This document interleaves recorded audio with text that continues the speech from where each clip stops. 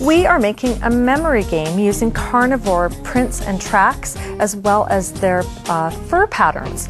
For this project, you're going to need some watercolor markers as well as colored pencils. We're using some sketching pencils, an old deck of recycled cards, some white cardstock, and your basic supplies are a pair of scissors and a glue stick. So to get started, we've got patterns for you to choose from on our website. You can choose to do your research and draw all of your paw prints as well as your fur patterns on the cards, and we've got a blank template for you to do that with. Or you can choose some of our pre-drawn paw prints and print those out onto the cardstock instead. So, and also if you want to start with ours and then go ahead and add some more designs to the memory game, then you'll use both of these templates. So I'm going to go ahead and I'm going to take our first template, and I have done my research and I've done a black bear, a coyote, and a bobcat. On each of my cards, I've got the animals' front tracks and their back tracks. And I've also even added some little details about it, saying how long in real life those tracks are. So you can put all kinds of great information onto these cards so that it really teaches you something and improves your memory, not only about your animals, but also for some fun. In my research, I've also gone ahead and I've printed out some pictures of the animals that I've chosen. So as we color these in, I wanted to try to get, you know, a little bit of accuracy and make the fur trim around each card look like the actual animal. So my first picture is of the black bear, and I'm going to use this pencil, and I'm just going to sketch what I think the fur is going to look like. And this doesn't have to be a really detailed sketch. I'm using a very hard leaded pencil, and I think, you know, mostly a black bear just has kind of long fur all the way around. So I'm just going to sketch all the way around my long fur. And of course, because I want my cards to match, I'll do the same to my bottom one.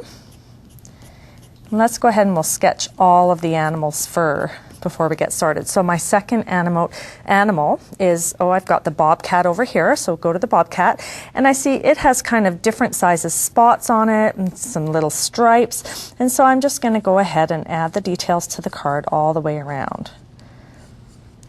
This can be really fun because you can be very artistic and do some beautiful prints.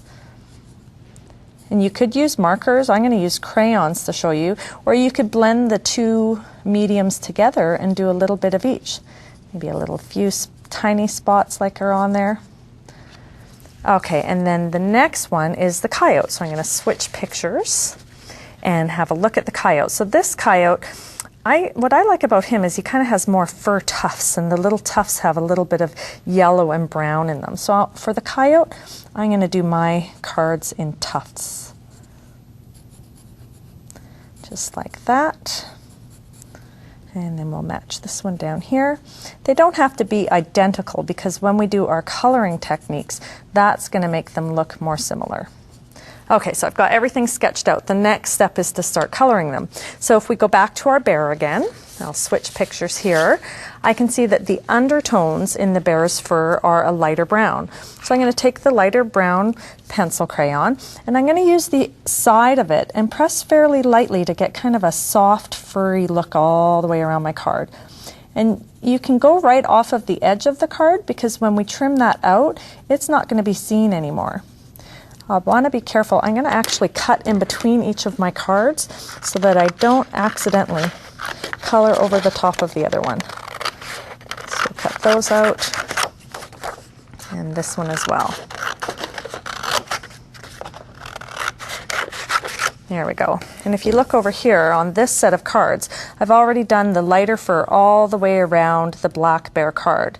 And then I went ahead and I did the same technique using the black crayon. The pencil.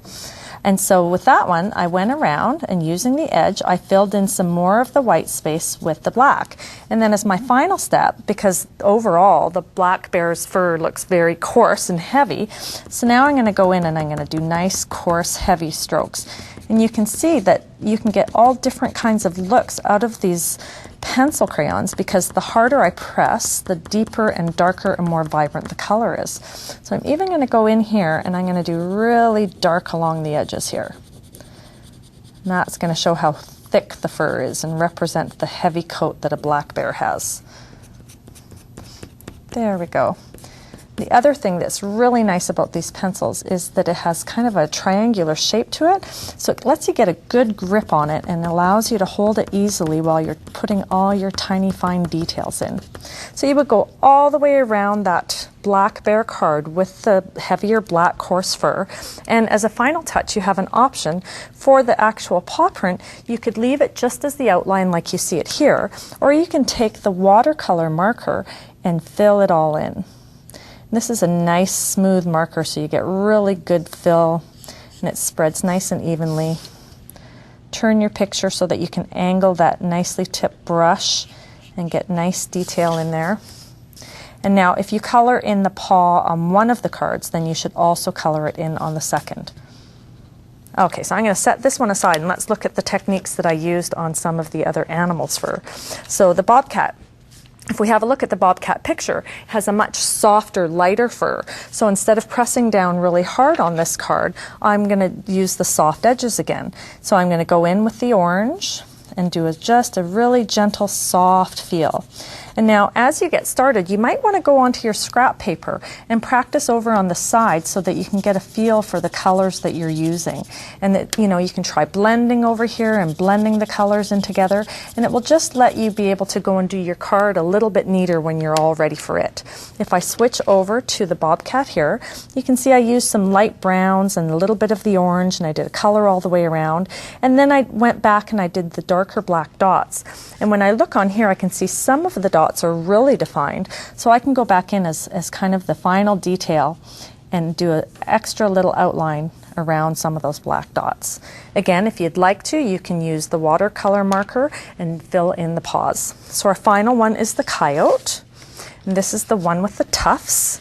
And if we refer back to my research, the tufts have the lighter color in there, almost like a white or ivory, and some oranges and light browns.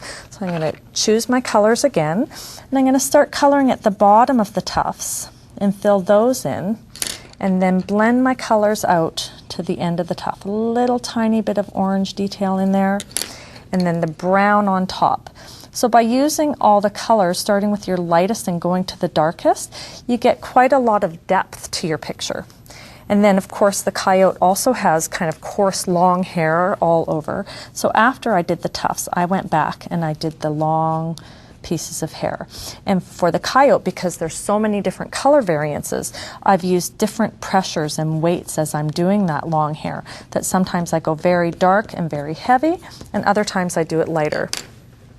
Now, the final step after we're all done coloring the coyote, let's have a little look here. You can see where I've done the darker colors again. Final step is to cut our cards out. So I'm going to take the bobcat, because that was the one I completed the most, and carefully trim all the way around the corners of your card. You want to do a nice job, so as you're doing this, remember to turn your paper. Instead of trying to turn and wiggle your scissors around, if you turn the paper, you get a nice accurate cut, and you can follow the line really easily. So all the way around, and then we're just going to use glue stick to attach this card onto the back of our old playing card. So this is a great way to recycle a deck of cards if you don't, if it's missing some and you can't play with them anymore. By using the cards for this, you still have a great deck. So we just attach that on, hold it in place and give it a second to dry, and you're all set. You have a great memory card game.